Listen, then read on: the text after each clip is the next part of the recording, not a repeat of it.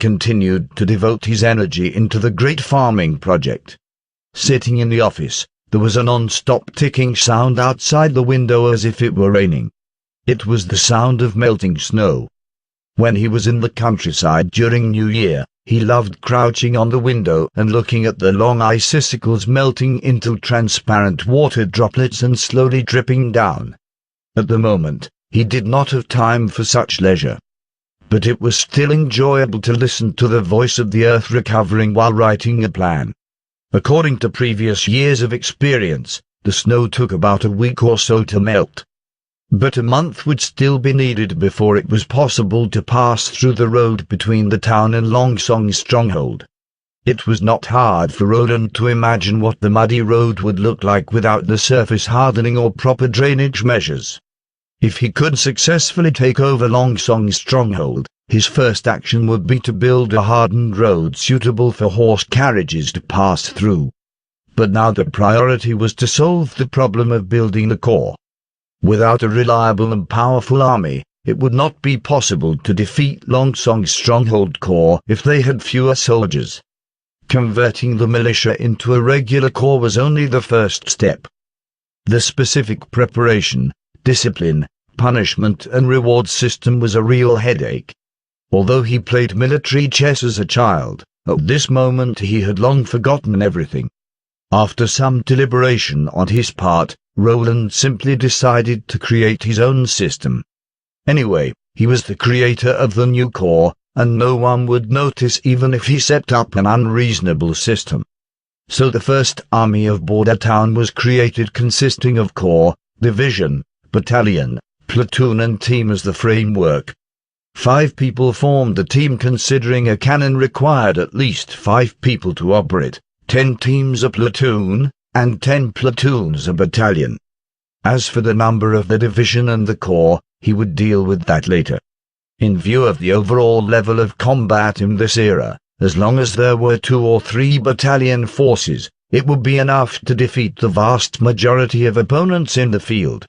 After setting out the most basic framework, Roland let out a long breath. The next rules and regulations would be much simpler.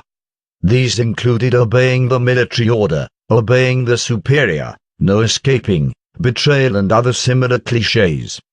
But Roland's first set of discipline was the prohibition of looting and disturbing the peace. Allowing the military to loot as they wished had too many cons, and it would take several years to reverse the damage it would cause for the local people. This was why he insisted on using civilians as military personnel. When the noble responded to the Lord's recruitment, choosing not to loot after defeating the enemy was simply a fairy tale. It would be more appropriate to say the main reason they were willing to follow the Lord was that they could wantonly plunder the opponent's wealth and territory, including the innocent civilians on the domain.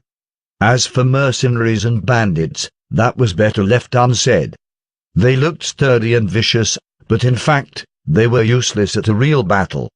Stealing was a big source of their income, so military discipline for this group of people was meaningless. Only an army formed by civilians would not see other civilians as slaves to be slaughtered. Of course, just depending on discipline and punishment was not enough. As time went by, greed would increase with every winning victory. So the reward system had to keep up with the pace, in order to fundamentally eliminate looting and other disciplinary behavior. In order to make the reward tempting enough for the people, Roland decided to release the ultimate weapon, military land, as a reward. Whoever made great achievements during battle could be granted a piece of land. Roland had already thought of the source of land. That would be the reclaimed land between Border Town and Longsong Stronghold. In this era, when 90% of the land belonged to the noble, it was considered a generous prize. Once they had titled land, these people would be closely attached to his side. Any person who wanted to overthrow him would meet the most intense resistance from his army. Motivating the people did not rely on words or whips, but real measurable interests. In other words, as long as he could always represent the fundamental interests of the people, his rule would be stable. Unlike traditional fiefs, Roland limited the land from several acres to about a dozen acres. It could be used for self-built residences, to purchase slaves or hired farmers to take care of the land, but not to build industry. In contrast, a knight's domain was close to 2,000 acres, equivalent to a small village. The industrial income of the above operation could provide the necessary operations for knights and attendants, such as the purchase of weapons, armor, and horses. Such a small area of land reward would not cause a strong conflict between the noble interest groups, and yet it weakened the independence of the recipients. In Roland's opinion, it was similar to a retirement pension, and you could ensure that soldiers still had a stable income after retirement. At the same time, in order to strengthen the centralization of authority, and to avoid the situation that the servant's servant was not my servant, the person who was conferred the land had ownership but no autonomy. In other words, this land was still under the Lord's laws, regulations, and systems. In a sense, they were more like the future generations of farm owners. After transcribing these preliminary ideas, Roland stretched out. Next, he could finally devote himself to his field of expertise at weapons. Since the speed of flintlock manufacturing was increasing, continuing to equip the riflemen to protect the flintlock shooters would be a waste of manpower. The latter needed to have the ability to fight independently in close combat. The solution was simple, that was to install bayonets on the guns. Roland did not expect his troops to take the initiative to start a hand-to-hand combat, but just as the opponents were trying to escape and the cannon could not completely destroy the enemy's courage, they would at least have the strength for battle. A bayonet was not difficult to manufacture. It was simply a sharp cone. The key was the connection between the bayonet and the gun. The original bayonet was the knife handle wrapped around thin wood. The wood could be directly inserted into the barrel. The advantage was it was simple to create, while the disadvantage was also pretty obvious. During the hand-to-hand combat, the barrels would be unavailable, and pulling the bayonet out after the fighting was also particularly laborious. Roland was planning to produce the second-generation bayonet casing bayonet. The end of the shank had a corner and was connected to a casing. The casing diameter, which was slightly larger than the barrel, was attached to the Z-shaped tongue and groove joint.